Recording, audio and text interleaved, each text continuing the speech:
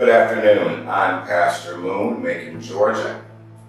I wanted to reiterate our discussion from last week on this idea of going up to Mount Zion. Now, Isaiah chapter 2 lets us know that many will go up to Mount Zion. In other words, the experience of our consecration, the experience of our dedication. There will be a continual upward climb, that there won't be any, as far as any living under the blessings of God or declining in our experience. Many have done that. In history, we know that back in 1620, a priest named Luther saw the truth. The just shall save, and the just shall be right, and those that obey God can be saved.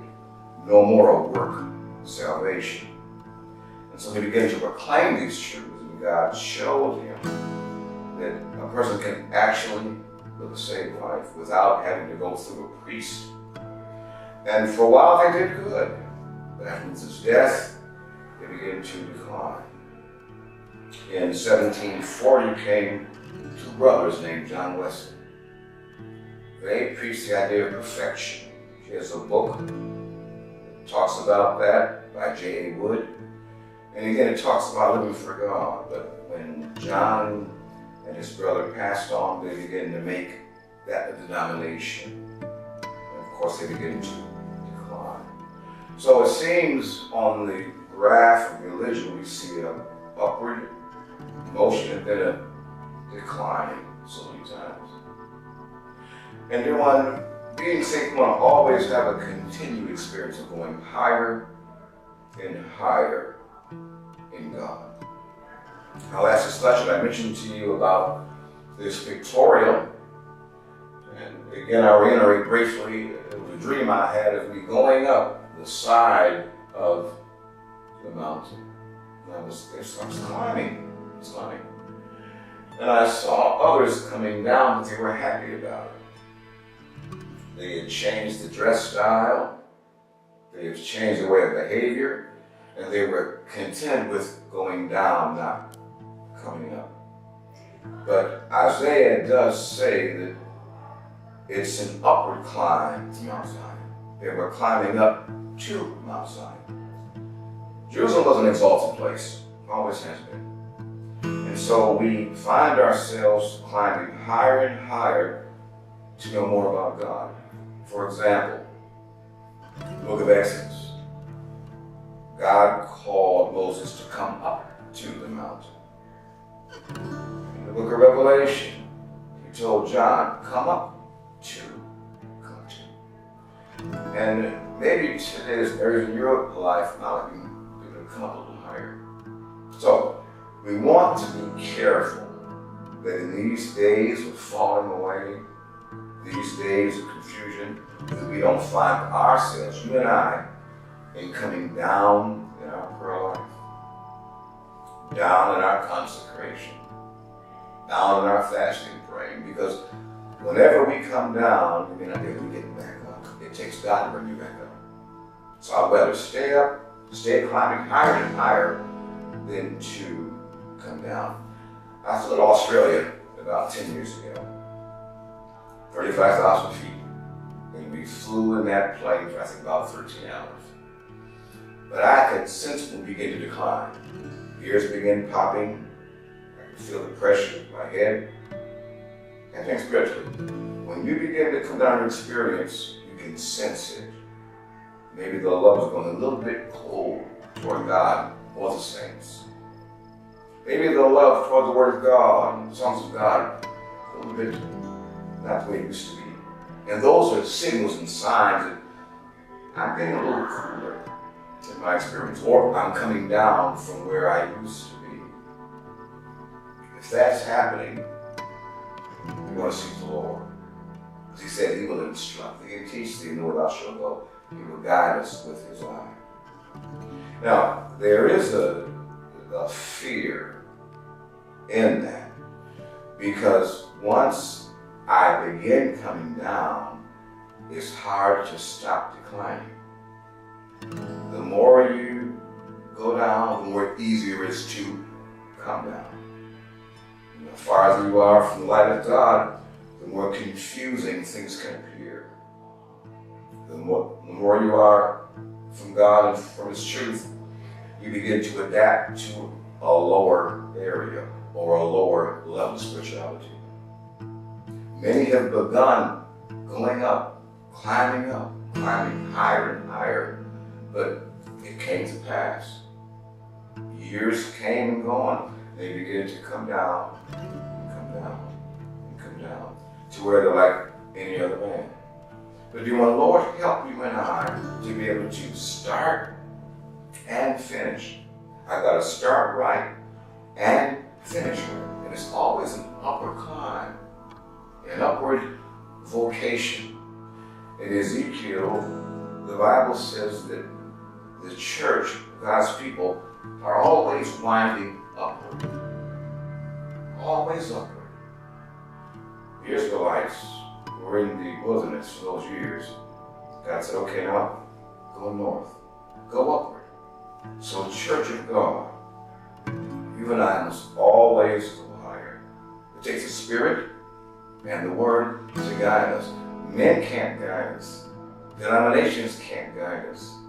Only God can guide His people to a more opulent experience, a more beneficial experience, a more fulfilling experience. People will come into that light. They'll follow you because they see what God is doing for you. Not always cars and houses, but He's doing for your soul. The Bible says the joy of the Lord is your strength. And that only comes through the continued going higher and higher in God. I want to be higher in God than I was a year ago or 2 years ago. I don't want the graph to depict me going higher and lower, up and down. We want to continue step by step, higher and higher, things of God.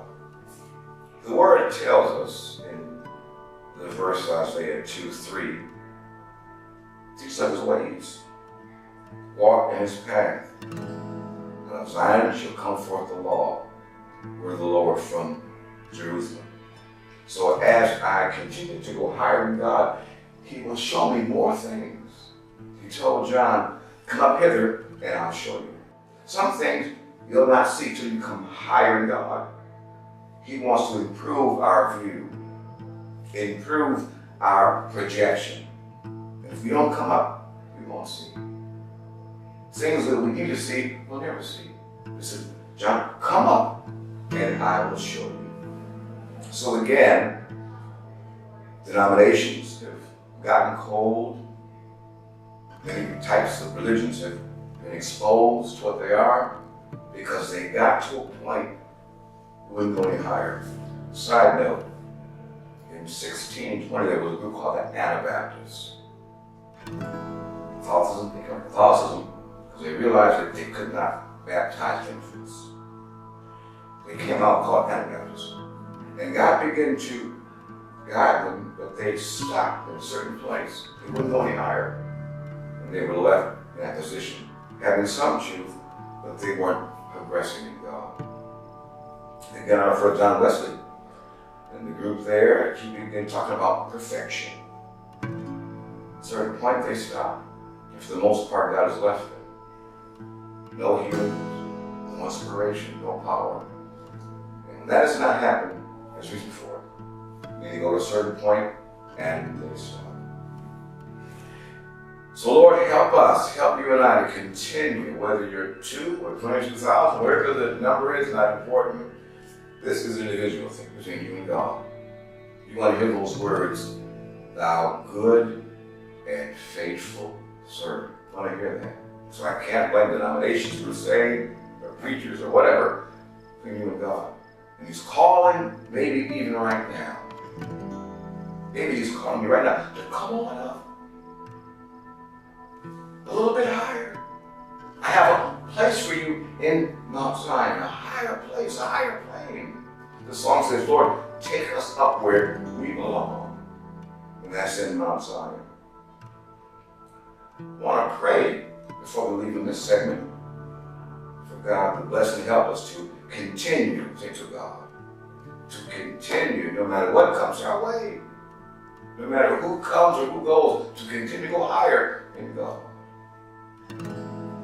Father, we do come this evening in Christ's name, we do pray that you help us to continue in your word. Not to decline, not to be neutralized, but to continue to go higher in God. So bless this night. In Christ's name we do pray. Amen. Friends, also I want to invite you to contact us. Our email address is reach1REECHONE@AOL.com. You can phone us and talk to us. You can do that. The phone number is 478-784-7600. Our website is www.churchofgodmacongeorgia.com. We want to hear from you. May the Lord bless you and keep you. In Christ's name we pray. Amen.